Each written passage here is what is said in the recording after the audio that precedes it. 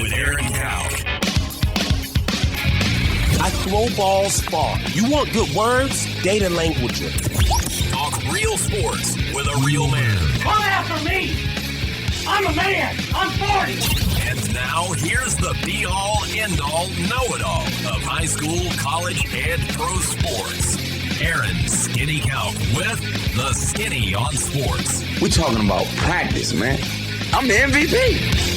And a good Wednesday morning out there, Western Oklahoma. Welcome to the Skinny on Sports right here on 98.1 FM, the Sports Animal. Glad to have you along for the next hour. Man, there's all kinds of stuff going on. It was a huge day for contracts being awarded in the NFL and the NBA. Messi. We're going to have to start talking about soccer because of Messi. Dang, that dude is killing it, Jared. Killing it. Making soccer fun. You know, I breached this topic while you weren't here. Okay. I put it on the bottom there. I'm going to ask you, is it un-American to root against the women's national team in the World Cup? Do I need to answer that now? Yeah, you can think about it. Oh, I have an You opinion. can think about it. Bronny. Ooh, Thankfully, scary. he's okay. It's Yeah. scary. Somebody's going to die here shortly, and then it's going to be sad. Wonder why. High school football. I have a copy of the Pigskin preview from Vipe in my office. Jared, if you want to peruse it. No, you oh, don't. You've already got No, it. you don't. You went and grabbed it. We'll talk about that. Class 4A, District 1 in particular, the entirety of the class, the district. Who are some of the best players in the district? Who do you think will be improved either statewide or within the district Big Elk schedule? Oh, looks tough. By the way, programming note, the guy that's going to have to navigate those waters of that schedule, head coach Zach Maynard, will be in here a week from today, next Wednesday, August the 2nd at 9:30. So we'll see how the Elks have done over the winter, over the summer conditioning, and get Coach Maynard's thoughts on the upcoming season. So that'll be fun. Next Wednesday, 9:30, head coach Zach Maynard of the Big Elks right here with us on the Skinny on Sports. Then college football, we didn't really get to it yesterday. Georgia, quest for immortality, a three-peat, hasn't been done in the AP poll era. Who has the best chance to knock them off? Who can derail that? I've got some national title odds that are current. Oklahoma stays hot on the recruiting trail yesterday. And also, kind of the last thing of the day yesterday, Jim Harbaugh suspended for some stuff that happened back during COVID. So a full plate on the show today. 225-9698 is the phone or the text line. That is 225-9698. Give us a call, shoot us a text. We'll talk about any of those things, whatever else might be on your mind. Feel free to chime right in at 225-9698 if you're going to be outside the listening area. A couple of ways to stay in touch with that show, with our show, is to log on to kadsam.com. You can download the app. Wait a minute. I got ahead of myself. The best way to stay in touch with the show is to give us a call or a text at 225-9698. 225-9698. Text us, call us. We can talk about the things I laid out, whatever else might be on your mind. Just feel free. Chime right in, 225-9698. Now, if you are going to be outside the listening area one of these days, you want to stay in touch with the show live, easy to do, kadsam.com, or you can download the Paragon app. The app is free, and it's got everything. It's got radio stations. It's got the Penny News. Brand new edition of said Penny News hit the website last night at midnight. ThePennyNews.com is where you can find that. Big Elk and Paragon TV are both in the app as well. Live streaming. I mean, we said it yesterday. 4 weeks from Friday, Big Elk football back on the air down in Altus against the Bulldogs. Possibly a much improved Bulldog team. Familiar face on the sidelines. Correct. From the glory days of a decade ago. So you can, the app gives you all those chances, all those ways to digest our content. Or if you just don't have time, you can go back and listen to the Skinny on Sports podcast. We do that every day. You can find that each and every place that podcasts are at. We're there as well. Jared, how are you this morning? I'm good. How are you doing? How was your anniversary? It was nice. We didn't do anything. No dinner? We had enchiladas, homemade enchiladas. So you made dinner. Yeah, we're gonna go out tonight to eat. So, but Care to tell us where you're going? Simon's. Oh, very We good. can say that on here, right? Simon's Catch. Gonna go over there, get some. I don't know what I'm gonna get. I don't know what I'm in the mood for. Either steak or fish. It's the best catch. It is the best catch. No, it was a good night. How's your night? You know what I did? I got to go to Hobby Lobby. That was a riot. Hobby Lobby. Yeah. Okay. I discovered There's something. a story there. What happened? Why? There was just some stuff that has been boxed up that needed, say, frames and that kind of thing Okay. to spice up young Wyatt's room. Cool. And I went for I didn't get to go for the first trip. Wyatt had to go for the first trip, and then the second trip I got to go for the frame wasn't quite the right size. So the return trip I got to be a part of. So that was fun. I learned that you know what, something that when people have them like in their house, I'm like, that's cool. I like that. Okay. Yeah. Large clocks. Yeah. Like not necessarily stand-up ones, but like, Right. different ones on the wall. I found that I really like those, and I didn't realize it until we went down the clock aisle, and I was like, oh, these are cool. Let's get one of these clocks. And Kara said, I don't like those. So guess what? No clock. That's the way that goes. Yeah. We got one of those large clocks in Do our you? in So our my living mom room. does too. Yeah. Or I don't know if KJ's fixed it yet, but there's something wrong with it, and he was going to fix it. Tried the batteries. No, it's the hanging apparatus. So it constantly hang down. Something there, yeah. it's always something 30. Yeah, there's just the way it hung on the wall, and he was going to Oh, I fix it. I got you. Yeah. I thought I got No, you. no. He I was going to see. fix it, and I don't know if he ever did. Anyway, turns out my wife doesn't. Yeah, so we did that. I made burgers. Probably the best burgers I've ever made on the Yoder. Really? I haven't really liked to use the Yoder for cooking like higher temperatures. Yeah. I always use the egg. Now that it's smashed into pieces, that's not an option. And so they weren't too bad. It was better. Well, good.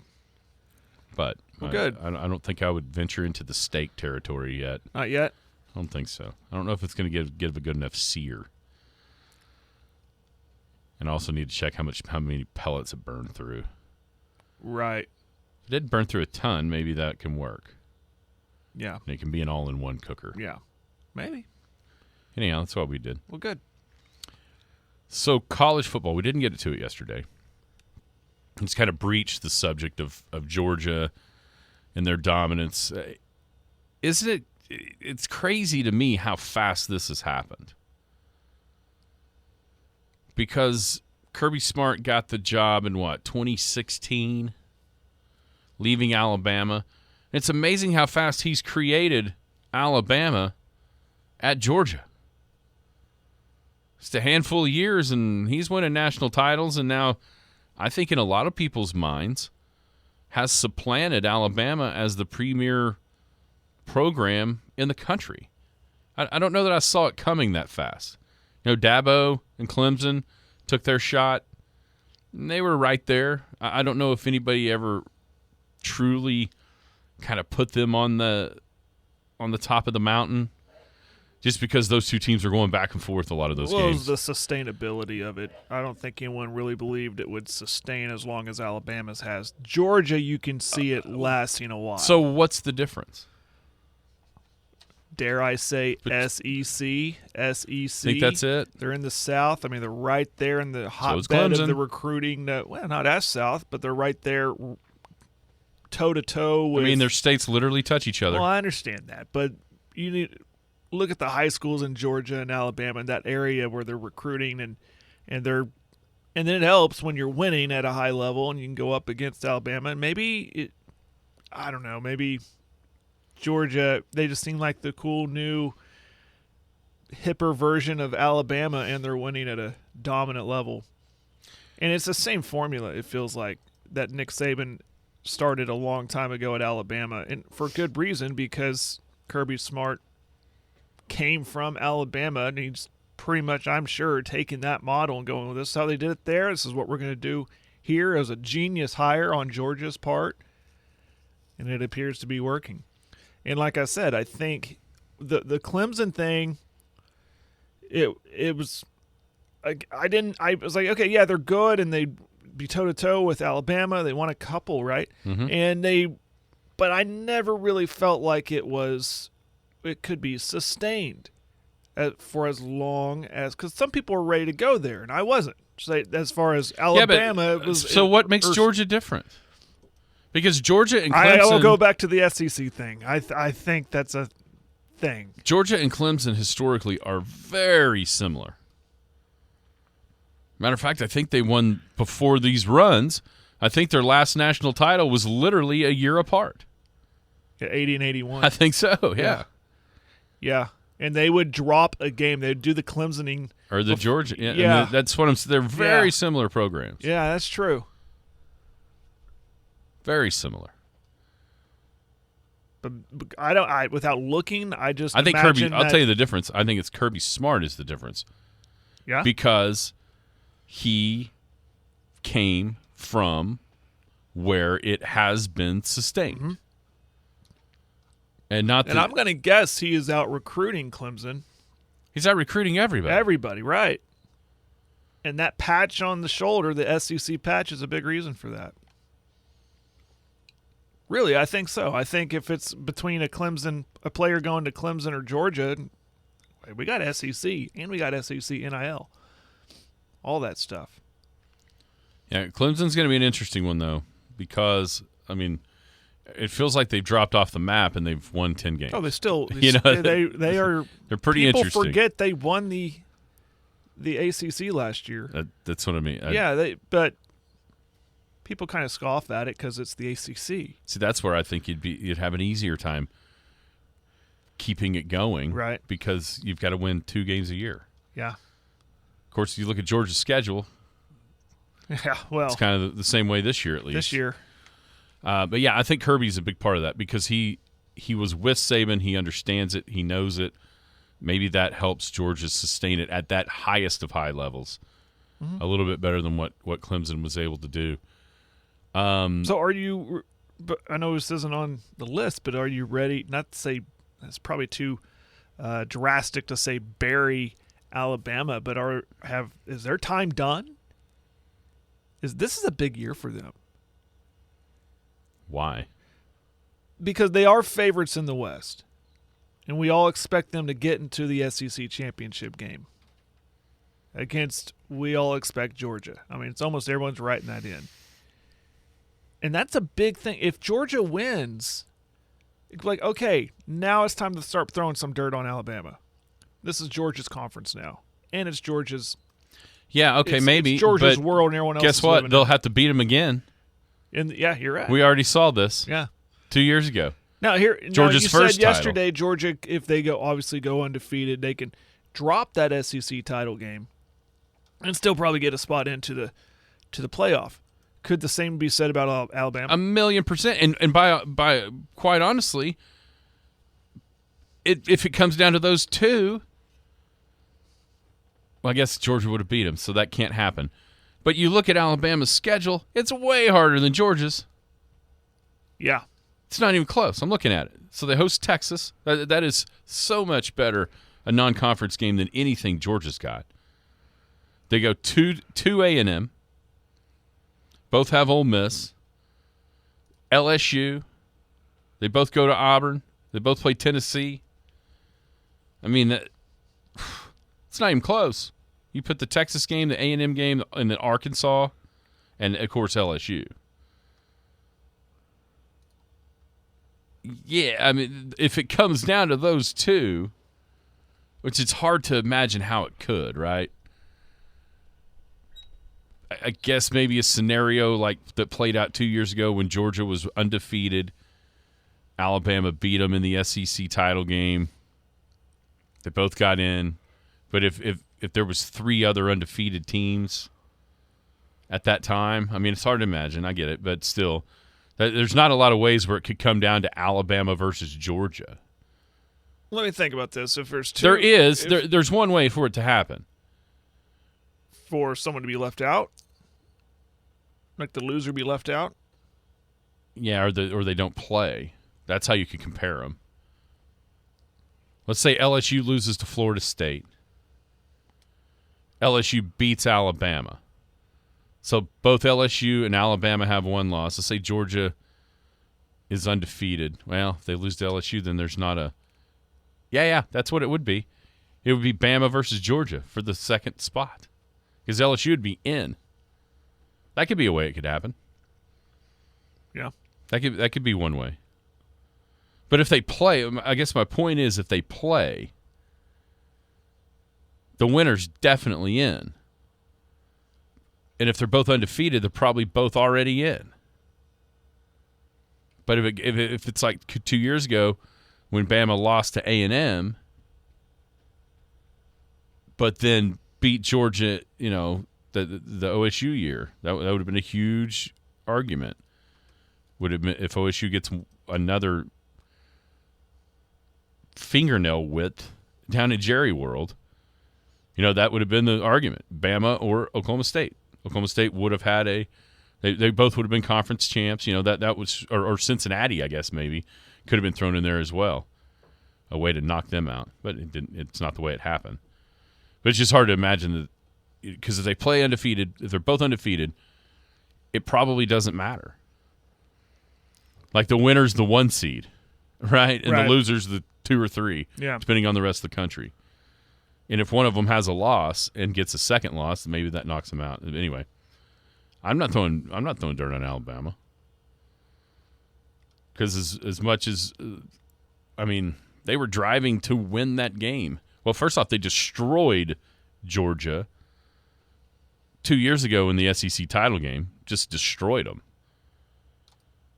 and then we're driving to win the national title when they threw an interception that was returned by Ringo that kind of iced the game the other way. So, yeah, I'm not throwing dirt on them.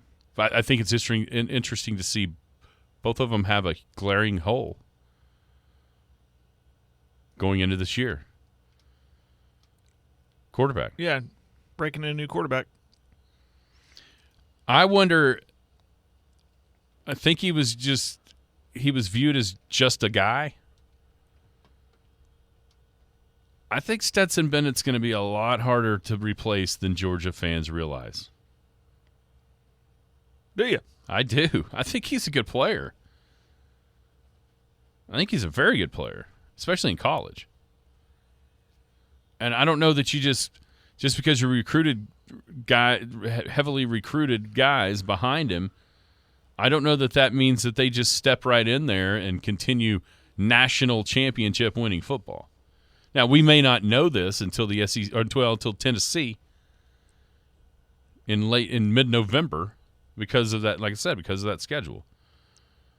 It feels like they're even with the bad offense, their defense might be able to carry them all the way through to that. And then you go to Rocky Top, and you're probably going to have to score some points. So what is that? What can derail the Georgia train? What keeps them from winning 3 in a row? Well, losing is the obvious answer, but the question is who could beat them. With that Charmin soft schedule, it's hard to find an opponent that could actually beat them. But I put them in order of least likely to most likely, and not everybody, because there's obviously the Ball States on this schedule that they're not. Let's move on from that conversation of them even having a chance. So I'll put like 5 team, 1, 2, 3, 4. No, I put more than that could actually beat them. And the thing is, the teams that you would think would be tough for Georgia, they're all in Athens. Yeah. Right? Except for a few, and I put those at the top. But like South Carolina, I put them as a chance. Kentucky, Ole Miss, all 3 of those games in Georgia. But formidable opponents, but it's in Georgia. It's going to be tough. Florida, the neutral site rivalry game, you never know. Flip a coin. Those games could go either way sometimes. Is Florida better than what they appeared to be last year? We'll see. At Auburn, I like Hugh Freeze. again on the Plains in Auburn. Let's see what happens there, and then at Tennessee. That's in order of teams I think could beat Georgia. Now, am I saying that they will? No. That again, this is a really, really good Georgia team and a easy schedule, but the only way that the only way they can lose, and you mentioned the quarterback. I kind of mentioned that yesterday about filling that void of replacing a quarterback, and you've seen good teams kind of get off to a slow start with a new quarterback until he, settles in. And that South Carolina game's the third game of the year for them on September 16th. That might be a game to kind of keep an eye on. I'm not suggesting Spencer Rattler is going to go in and outperform. Oh, who is Georgia's quarterback? Who is the guy? Either Carson Beck or Brock Vandegrift. Yeah. Oh, remember him? Yeah. But if you want to catch a team, a good team like this, for the chance to beat them, it's early in the year with a new quarterback. We've seen that time and time again. So that's why I put South Carolina on that list as a chance to beat them. And then Georgia would have to just shoot themselves in the foot, which is you don't see very much of from a well-coached team. And we mentioned Kirby Smart as a good coach too. But I think the Tennessee game, though, that could be, if everybody's healthy and the anticipation is, the build-up's there. There's a lot of high expectations for Tennessee this year, going into this year. Can they live up to it by the time that game rolls around in November? We'll see. Yeah, I don't think there's any doubt that's the top game on the schedule that they could lose. On the road at Rocky Top toward the end of the year. Yeah, that South Carolina is interesting, man. If it was in Columbia instead of down in Athens, that one goes way higher up on the list. But that being a home game, it's hard to see. Around the country, okay, we've mentioned Bama. Around the country, who is poised, who might be able to be that fly in the ointment? To derail Georgia, or just to Well, we've mentioned Alabama. That's always going to be their number one contender. Then there's the usual suspects like Ohio State. We'll talk about Michigan coming up. And then, look it out. Maybe LSU. Ohio State almost maybe should have beat them last year. Yeah. People forget that too. I just did. Yeah, you're right. Looking at LSU, though, they finished hot at the end of the year. Brian Kelly's a good coach, whether he has a fake accent or not. He's a good coach. And it's LSU. They're always going to have phenomenal athletes. So if LSU can find their way into that SEC championship game, and who knows? I mean, what if Georgia gets in it with one loss? Yeah, that'd be interesting. And then LSU gets in and beats them, and then it's a playoff game. Yeah. Depending on the rest of the country. Yeah. It's a pseudo playoff game. All right, national title odds. We've mentioned about all of them. So Georgia's by far the favorite, plus 220. So 2.2 to 1. Bama's next at plus 600. Ohio State next at plus 700. Then you have a team that I think is very interesting. Michigan. Yeah. Back-to-back Big Ten titles, back-to-back trips to the playoff. They were destroyed by Georgia the first year. Fun game with TCU last year. Are they, they feel like a team that, because of the way they play and a real emphasis on up front, don't they kind of feel like a team that might be able to stand up to that better than others? They do to me anyway. See what McCarthy does this first year as the quarterback. I mean, he played most of the year, but there was that kind of competition there at the first that was pretty silly. Edwards is a good running back. Michigan's an interesting team because they've clearly got over that Ohio State hurdle they figured that plagued it out. Harbaugh. Harbaugh figured it out. They're next at 850. LSU plus 1,100. And then our old buddy Muleshoe plus 1,400. Is there any reason to take them seriously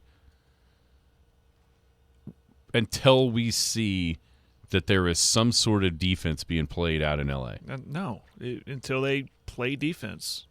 It's the same. He's taking the same formula he did in Norman. He's taking it over to L.A. High-octane offense, Heisman-caliber quarterback, absolutely nothing on defense against formidable opponents like Utah and then Tulane, of all people. We did see it almost beat Georgia in 2017. Yep. Should have beaten Georgia. Yep. Squib could away from beating them. That's the game I want to see. Of all the games that are possible, that's the one. I want to see Caleb Williams against that defense. Because you know what? C.J. Stroud lit them last year. Lit them on fire. Could it be? Could they outscore them? That's the only way we can win. But Florida State Clemson plus 1,800. Then we have our old friends down in Austin, plus 2,200 at Texas. Penn State plus 2,500. Notre Dame plus 3,000. Here's, to me, a really good bet. If you want to pick somebody off the radar just a tick. How about Tennessee at plus 3,500? Give Oregon any love? They're also at 3,500, 350 to 1. You're mentioning all these teams. Or 35 to 1, I'm sorry. We got USC at what? 14 to 1. Where's Utah? Utah's coming. Washington's 40 to 1. Utah and A&M 50 to 1.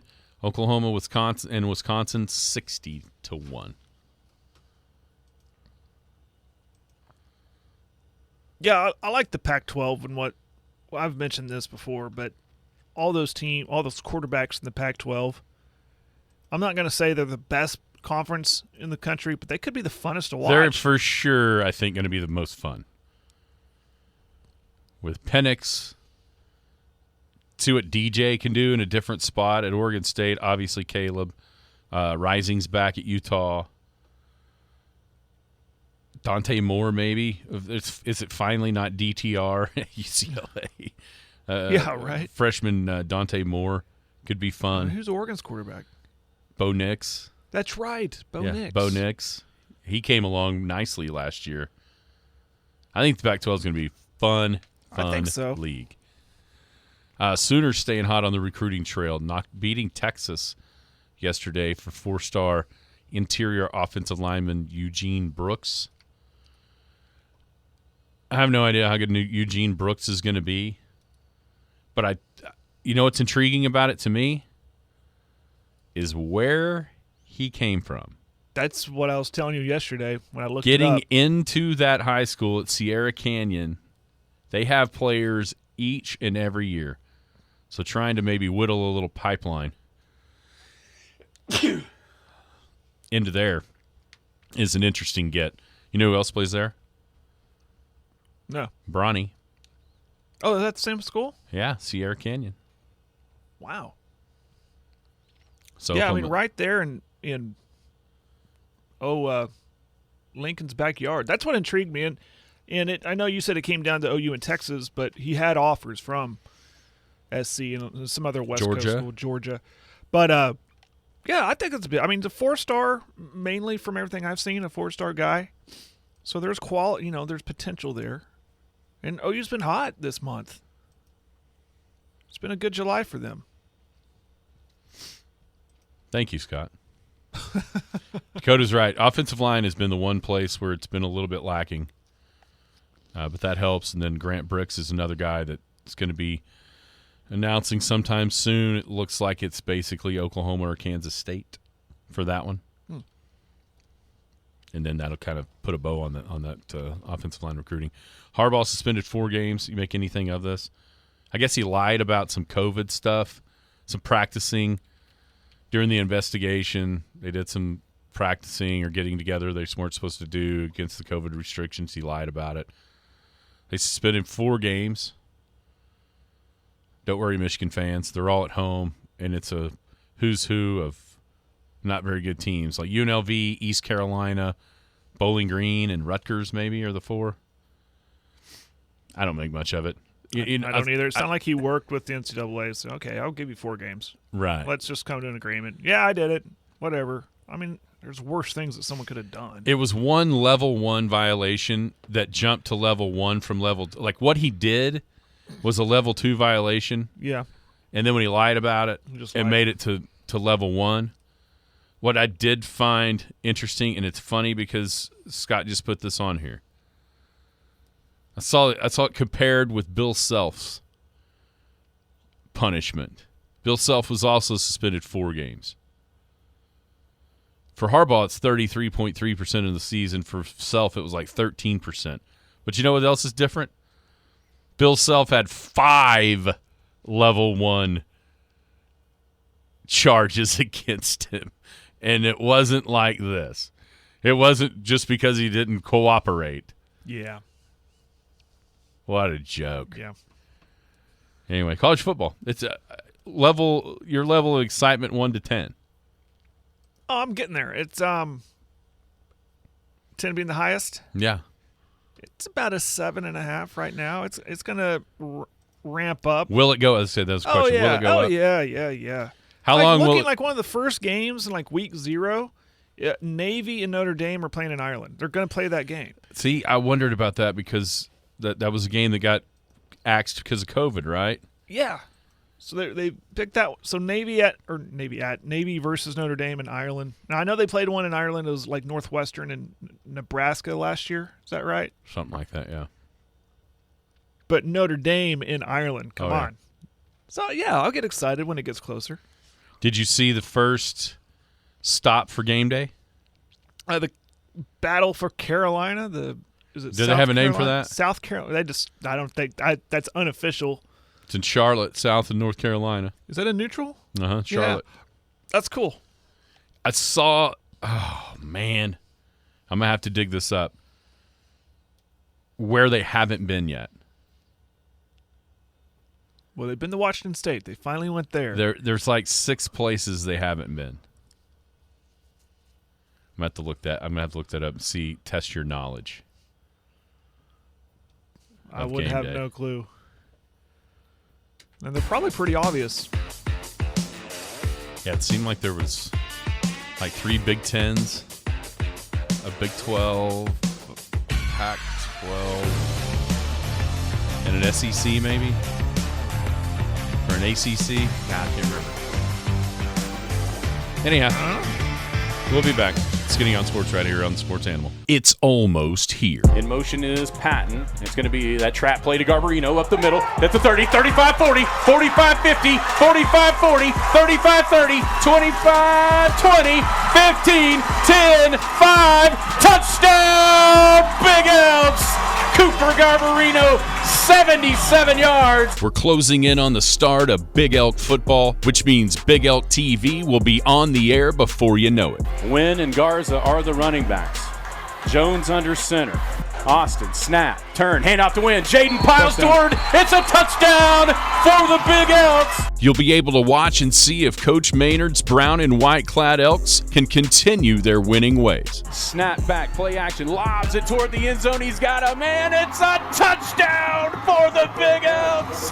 Tucker Garza. To get your business on the Big Elk TV screen, call 225-9696 or stop by our office at 220 South Pioneer. The Skinny on Sports. Okay, so I found it. Found the locations. I found the locations.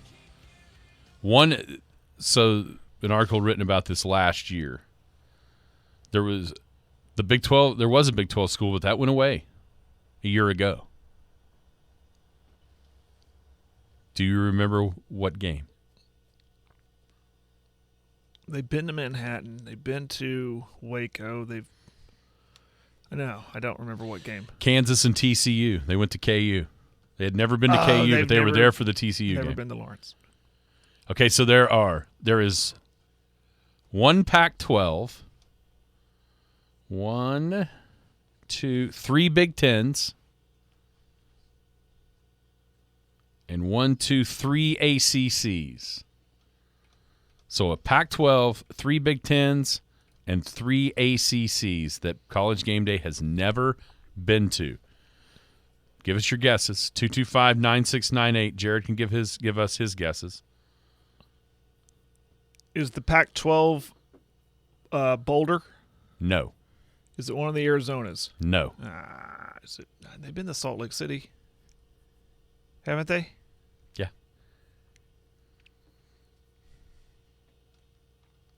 Nah, we could be here for a while.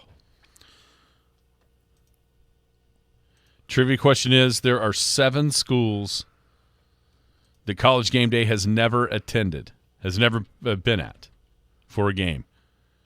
There's 1 Pac-12 school, 3 ACC schools, and 3 Big Ten schools that they have never, ever been to. We'll let everybody marinate, think about it. That's all I'm going to be thinking about now. How about some of those contracts handed out yesterday? NBA, Jaylen Brown is the richest contract in the history of the league. 5 years, $304 million. It's pretty good. That's a commitment. Yeah. Pretty good wage for not even the best player on your team. You're right. Good grief. I found this. I found this yesterday. So he makes like 31.8 next year to finish out his current contract. Then this extension kicks in the year after that at like $53 million. By the time we get to the 28-29 season, the last year of this 5-year extension, he'll be making $69.1 million. Fully guaranteed, by the way. 69.1. So the last time the Celtics won the title, 2008, the starting lineup was Kevin Garnett, Rajon Rondo, Ray Allen, Paul Pierce, and Kendrick Perkins. You know how much those guys made combined? No. 62. So he's going to make $7.1 million more than the whole starting lineup of the last title team. And let's not kid ourselves. KG and Paul Pierce at the time made buku money. Yeah. That's how ridiculous this has gotten. Trayvon Diggs, I tell you what, as a Cowboys fan, I think you got to love what you were able to give to him. He's still only like the 5th highest paid corner, 5 years, $97 million, 42 guaranteed. I think that's a pretty team-friendly deal. Now we'll see what happens. Zach Martin didn't report to camp because he wants to restructure his deal. And then, of course, you've got guys like CeeDee Lamb, Micah Parsons, Terrence Steele on the offensive line that are going to be needing rework deals here pretty quick as well. But Trayvon Diggs back in the fold for 5 years. I think it's clear through the 28 season for Trayvon. And then Justin Herbert resets the market at quarterback last night. 5 years, $262.5 milli. 133.7 guaranteed. That goes up to 193 with injury guarantees. And there's some other things that it could be possibly 218 by the time it's all said and done. So now your eyes shift. I'd read something yesterday afternoon before this news broke that it was almost like a stalemate between Herbert and Burrow because they're both eligible and they were both waiting on the other so the other one could get more. You know what I'm saying? Yeah. It's the way that works in the quarterback market. But Herbert blinks first, so I'm sure we'll hear a Burrow announcement coming soon on what his extension will be. It'll be just a little bit more than what Herbert got. I've always been a big Herbert fan on this show, and I think that's a good job by the Chargers to solidify him for their future. I just think he still has upside. I think he does. He's still a young guy who has all the ability, and is a smart guy too. I'm encouraged by this. You should be too if you're a Charger fan. Most passing like maybe yards and touchdowns in the first 3 years of a career ever. Here's the problem. What has it done? Now it's still haven't made the playoffs. Now you gotta, yeah. Yeah, I mean that's got to perform now. Yes, and perform in a way that is conducive to your team winning. You know, that's the. It's all well and good to be a good individual player and put up the stats like he has. Now it's time, as the quarterback especially, to go ahead and be a winner. Yeah, and get your team to the playoffs, because that's where it all happens. So, like I said, I'm sure we'll see Burrow coming up here shortly for like $265 million, just a little higher. And you know who's laughing all the way to the bank?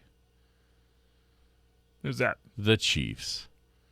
Because they've got like the 6th or 7th highest paid quarterback in the league now, who is on like the 3rd year of a 10-year deal. That worked out pretty well. Yeah. Pretty well for the Chiefs. All right, high school football. You've got the Vite magazine right there in front of you. Well, I had it. Yeah, I glanced through it. Class 4A, no surprise, I don't think, as far as the number 1 team in the state, according to Vipe. Defending champion Wagner, who pulled off that massive upset of Cushing in the finals. They bring back a bunch of guys to a tradition-rich team, especially the last, 20 years worth. Wagner's been probably they have been, right? They've been the consistent force in 4A. Yeah. Got back on top of the mountain last year. So not surprised at all to see them number 1. No, after like everything you said, beating Cushing, that looked like they were coasting towards the championship, and the way they beat them, and just basically Wagner, everything we forgot about Wagner, why they're good, starts with Dale Condit, and his game plan on how they defended Cushing to get that win was genius, and something we probably failed to realize. Like, that's why Wagner's always going to have a shot. Is they're in a great area right there in that Tulsa-Muskogee area where they can get, there's a lot of, obviously with the Bixbys and Jinx and Unions of the world, there's Wagner too, and they're getting a lot of those athletes too. And then there's Del Condit, who's a great coach. Yeah, there's it's going to be them, and everyone's chasing them this year in 4A. And we'll see what happens, though. I mean, you never know. I mean, just like last year, you thought it was Cushing and everybody else, and then here comes Wagner. So, what if a team like a Weatherford, Elk, or Clinton get up there, and you never know what could happen. But, yeah, you can't count out Wagner as long as Del Condit's their head coach. They're 1. Poto was 2, Blanchard 3, Tuttle 4, Weatherford 5, Clinton 6, Elk City 7, Ada was 8th, Broken Bow 9, and Newcastle 10. I know Newcastle. I can't remember who was 9. Well, but I know the first 8 and that 10th is who it was. And so you had Weatherford, Clinton, Elk City in that order, 5, 6, 7. That was also the predicted order in the district. I think that's going to be an interesting battle because there's Cushing 9. Cushing 9, okay, and then Newcastle 10. Newcastle 10. I think it's going to be an interesting battle in 4A1. I think each team along I-40 has their strength. I think each team along I-40 has some weakness in trying to replace certain positions. Clinton's the only one with a returning quarterback in Cooper Sully. Weatherford has to replace Valines. Obviously, the Big Elks have to replace Austin Jones. Levy Owens, another big loss on the Elk City side on offense. Trey Bennett was a fantastic player over at Clinton for all those years. So, we marveled, I think, at the youth of what Weatherford had a year ago. When you looked up and down that lineup, it was tons of sophomores that were playing. I think they returned everybody on defense from a year ago. So I can see why they would be the favorite. Having said that, it feels like, at least right now, you could put all 3 of those names in a hat, draw one out, and I think you'd be comfortable with whichever one you drew out. Right. As far as winning the district. Yeah, on the text line, talk about Clinton, Weatherford, Elk. Feels like the 90s again. No, it doesn't, because they were 1, 2, and 3 back in the 90s. They were in any order you put them. But, yeah, it's nice that they are the top 3 in the district. That's awesome. That's what we expect out here in I-40 country of 4A football. I'm glad I wrote down players, as far as best players in this district, and I wrote it down before I looked at that book, so I'm feeling pretty happy about myself. But I put Nixon, the wide receiver from Weatherford, and Garbarino, running back right here in Elk City. 2 of the offensive guys. You get the ball in their hands. I call them hold your breath guys, because they could, if they get past that first wave, especially Garbarino, past that first wave, and we've seen his explosiveness running the football, and of course Nixon, just the way he can catch and then run after catch is awesome. So those are the two guys who, I mean, without knowing a lot from around the state, the name guys, I think 4A is always at this level in 4A. I think you have a lot of success with your big guys up front, your offensive line and defensive line. That's just the level of football when you play the two-way style of football. It's played out in 4A.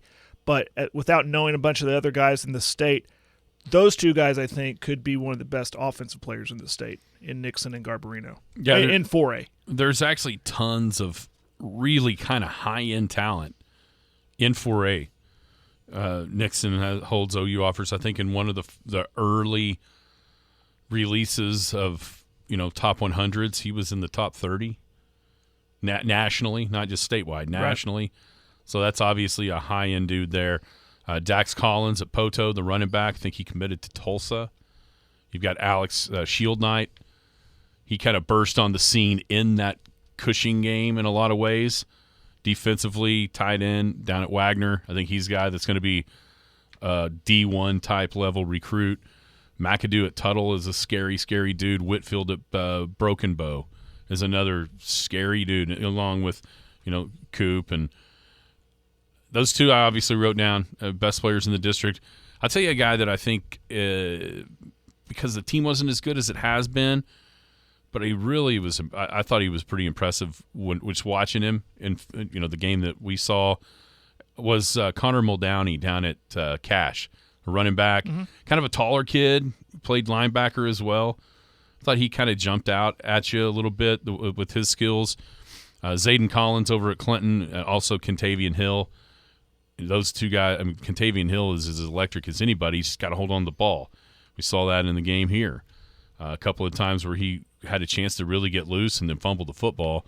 But he was just a sophomore, so he's got time to definitely get better there. Collins, if memory serves, Clinton had some guys on offense. I think you mentioned Sully, but you mentioned the skill players. Yeah. Listen, when they get skill players back, hold your breath about Clinton too. Well, and Barker's back too. Barker is back.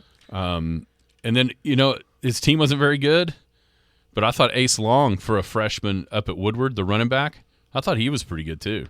To kind of just guys to look forward to once we get into the season, and everybody's got two or three of them.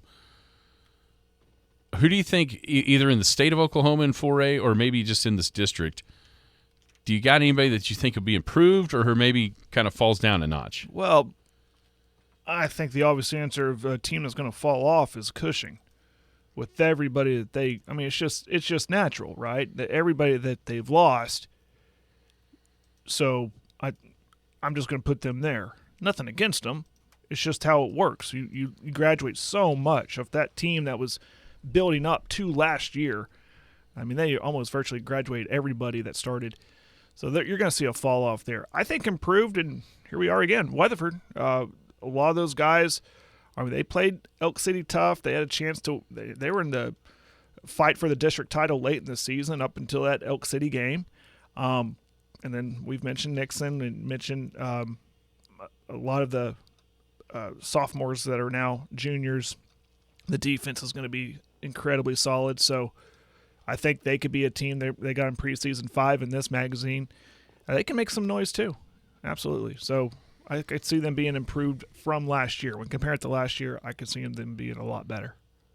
Yeah, I totally agree with that. I think Weatherford's going to be pretty good. Within the district, it felt like from the word go a year ago, you knew the 4 teams. You just weren't sure what order. With Elk City, Weatherford, Clinton, and Chickasha.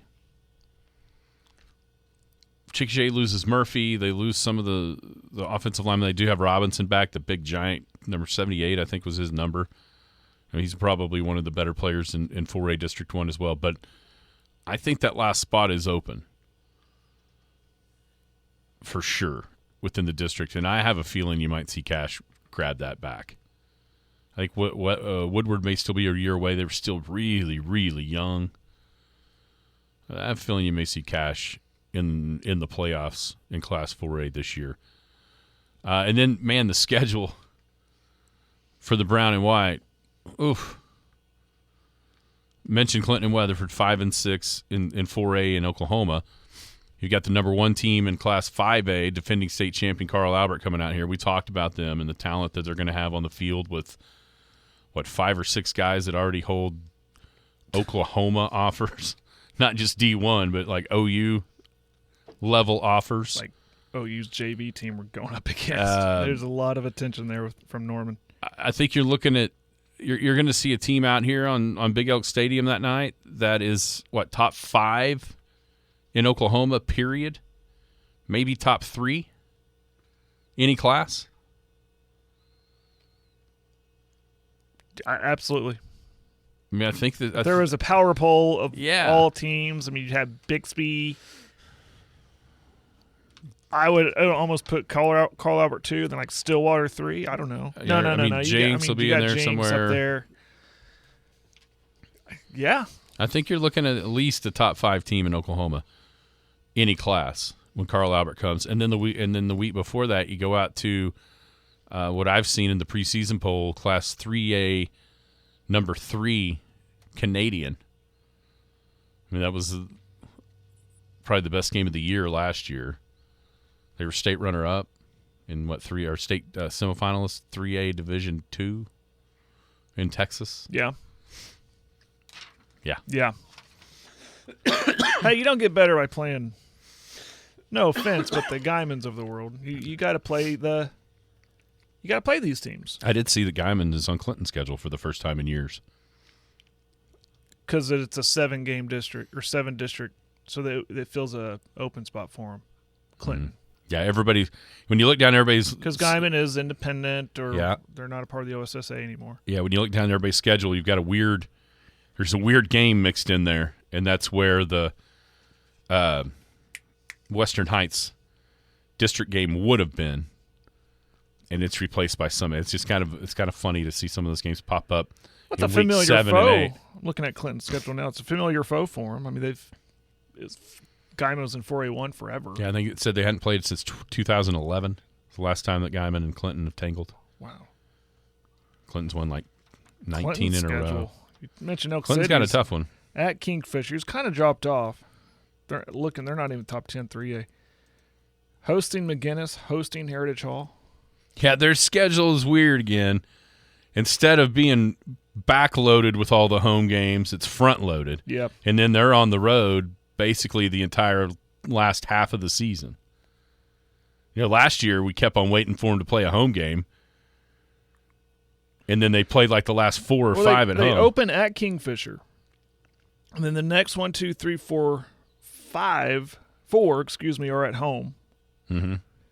Then at Weatherford, which is always at Swazoo. I wonder if they'll go back to the high school anytime soon. Hosting Guyman, hosting Chickasha. The last 2 are on the road at Cash Out Woodward. So the difference this year is they got that Guyman game at home, they went somewhere last year. Yeah. 1, 2, 3, 4, 5, 6 home games for Clinton. Yeah, you shouldn't have brought this magazine to my attention. I'm not going to get anything done today. It's going to be fun. We're getting closer and closer. We are. Coach Maynard, a week from today, 9:30, right here in studio. When we come back, we'll put a bow on a Wednesday. Skinny on Sports. Still a bunch of topics. And, by the way, Dakota almost got the trivia question. We'll answer that one when we get back as well.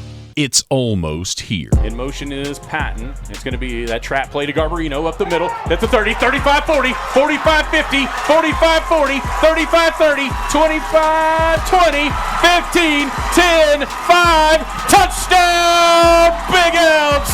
Cooper Garbarino, 77 yards. We're closing in on the start of Big Elk football, which means Big Elk TV will be on the air before you know it. Wynn and Garza are the running backs.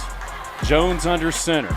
Austin, snap, turn, hand off to win. Jaden piles toward. It's a touchdown for the Big Elks. You'll be able to watch and see if Coach Maynard's brown and white clad Elks can continue their winning ways. Snap back, play action, lobs it toward the end zone. He's got a man. It's a touchdown for the Big Elks. Tucker Garza. To get your business on the Big Elk TV screen, call 225-9696 or stop by our office at 220 South Pioneer. The Skinny on Sports. This is one of the most awesome experiences of my life because I'm getting in trouble right now. I can't believe it. Welcome back, Skinny on Sports, 98.1 FM, the sports animal. Wrapping it up here on a Wednesday. We asked the trivia question earlier. College game day headed to North Carolina, South Carolina. That game's going to be in Charlotte, week 1. So there are 7 locations around the country in the Power 5 that game day has never visited. It was one Pac-12 school, 3 ACC schools, and 3 Big Ten schools. Dakota almost got it. He got the Pac-12 school correct, Cal. He got all 3 Big Ten schools correct. Rutgers, Illinois, and Maryland. But he was only 1 for 3 on the ACC schools. He guessed Wake, Duke, and BC. Duke is correct. The other 2 are not. The other 2 ACC schools. So they've been to Wake Forest. They've been to Wake, and they've been to Boston College. They've been to Boston College. Never been to Duke. 2 ACC schools that they've never been to. Yep, outside of Duke, because he got that one right. Racking my brain. Who has not been good enough over how long has game day? Game day's been been going around? on since like 1996. Man, every school. But they is- didn't start leaving. I think maybe it's been on longer than that. And they started leaving in like 96. You know where they went Yeah. first? No. Ohio State. Ohio State. Yeah, I knew that. Let's go with. Have they ever been to? This is a place you think they've been to. There's a little bit of history there, but they haven't been great. And every time they win, it's like, whoa, they've won. Like the Carrier Dome in Syracuse. They've never been to Syracuse. Felt like that was one. They've never been to Syracuse. But it's like every time they get big wins, it's an upset. Right. Game day's not there for it. Like, oh, hey, did you hear about Syracuse? They beat Clemson again. They've never been to Syracuse, and this one was kind of surprising to me. Just tells you how mediocre they've been. They've never been to Virginia. Really? Never been to Charlottesville. Yeah, they've always been kind of mediocre. Yeah. Even Bronco Mendenhall couldn't get him out of the mediocrity of college football. Those are the 7. All right. Is it un-American to root against the women's national team in the World Cup soccer? I would argue that it's un-American to root for them because they're so anti-American. Why would I root for someone who is anti-American? Sorry, purple-haired ladies. Not rooting for you. I had a hard time deciding on this one. And what you just said is absolutely true. There's no doubt. And it's amazing to me that I even brought this up while you were gone because it's always just been a given. The red, white, and blue is playing whatever it is against whoever it is around the world. Heck yeah, jump on the board. This is the hardest one for me ever. And I think I decided I'm not going to root for them, but I'm not going to root against them. I see what you're saying. I'm I'm not here going to fly a, New Zealand flag or whoever they're playing. I'm not. Yeah, I'm not going to to root for somebody else. But I'm not. I'm rooting for the flag that's on their jerseys. I'm not rooting for anybody that is wearing those. Yeah. You know? Yeah, absolutely. And I definitely can't root against America. I'll always root for America. But I'm not rooting for these ladies that have such anti-American views. Yeah. I can't do it. I know. Won't put your hand on your heart. They just sat there in silence during the national anthem the other night in Game 1, before Game 1. I can't do it. And I'm not watching. Yeah, I'm probably not going to watch either. You can guarantee that. Yeah, here you go. If you don't respect our nation and flag, I don't respect them. See, that's it. I don't respect anybody that's wearing those uniforms, but I do still respect the uniform and the flag that's on it. Yep. Also, Bronny. Golly, what a scary situation that must have been. I didn't really. Man. Did you realize he went to USC? Did you remember that? Yeah, I knew that. Yeah. I mean, I think I knew it, but I kind of maybe have forgotten. Yeah. I wonder what's causing all these immaculate young athletes to suffer cardiac arrest. Huh. I don't know. Weird. I know this. It never seemed to happen before, like, 2021. That's right. Marquise Goodwin had a bunch of blood clots in his legs. Bunch of blood clots. What's causing that? We're out of time. Everybody have a great Wednesday. You've been listening to the Skinny on Sports podcast with Aaron Cow. Be sure to hit that subscribe button to get alerts of when the latest podcast is available. Thanks for listening. That ball is blistered to right. Way